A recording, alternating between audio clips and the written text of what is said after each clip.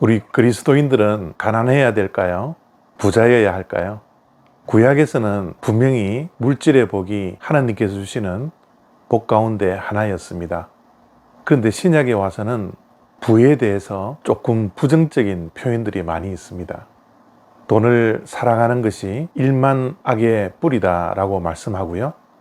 부자가 천국에 들어가는 것이 낙타가 바늘 귀에 들어가는 것만큼 힘들다라고 말씀하셨습니다. 또한 하나님과 재물을 함께 섬길 수 없다라고 말씀하시면서 재물을 섬기지 말고 하나님을 섬기라고 말씀을 합니다. 그렇다면 현대 자본주의에 살고 있는 우리 믿는 자들의 물질관이 어떠해야 할까요? 오늘 말씀을 통해서 조금의 답을 얻고자 합니다. 디모데전서 6장 17절과 18절 말씀입니다. 내가 이 세대에서 부한 자들을 명하여 마음을 높이지 말고 정함이 없는 재물에 소망을 두지 말고 오직 우리에게 모든 것을 후히 주사 누리게 하시는 하나님께 두며 선을 행하고 선한 사업을 많이 하고 나누어 주기를 좋아하며 너그러운 자가 되게 하라. 아멘. 사도 바울은 부자가 되지 말라고 권면하지 않습니다. 우리 그리스도인들이 부자가 되는 것을 거부할 필요는 없겠죠? 그런데 오늘 말씀은 부자들이 해야 할 것과 하지 않아야 할 것이 있다라고 분명히 말씀하고 있습니다. 가장 먼저 부한 자들은 높은 마음을 가지지 말라는 겁니다.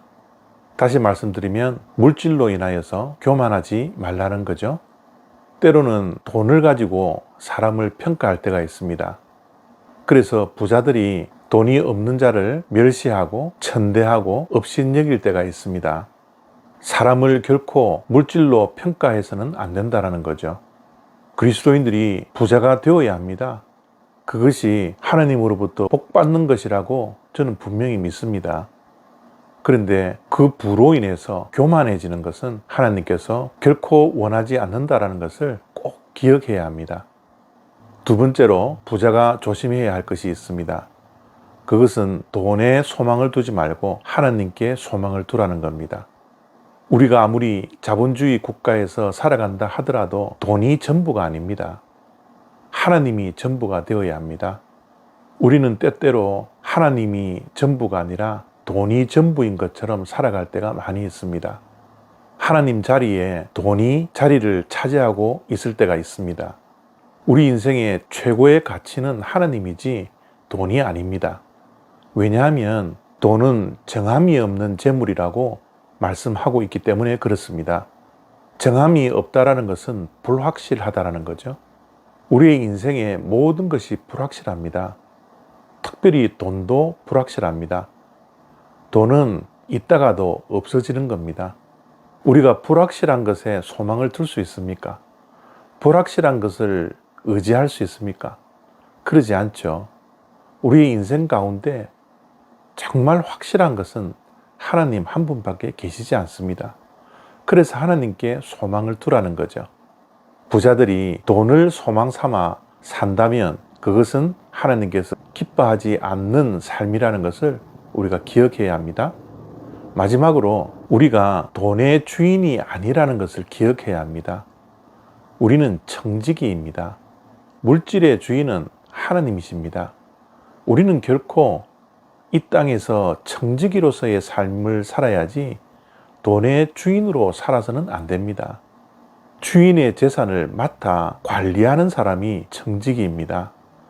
저는 우리 교회에서 조이라는 기쁨이라는 말을 이렇게 해석해 드립니다. 조이의 제의는 지저스입니다. 청지기의 삶은 예수님을 위해서 먼저 물질을 사용할 때 진정한 기쁨이 찾아온다는 겁니다. 두 번째는 오입니다.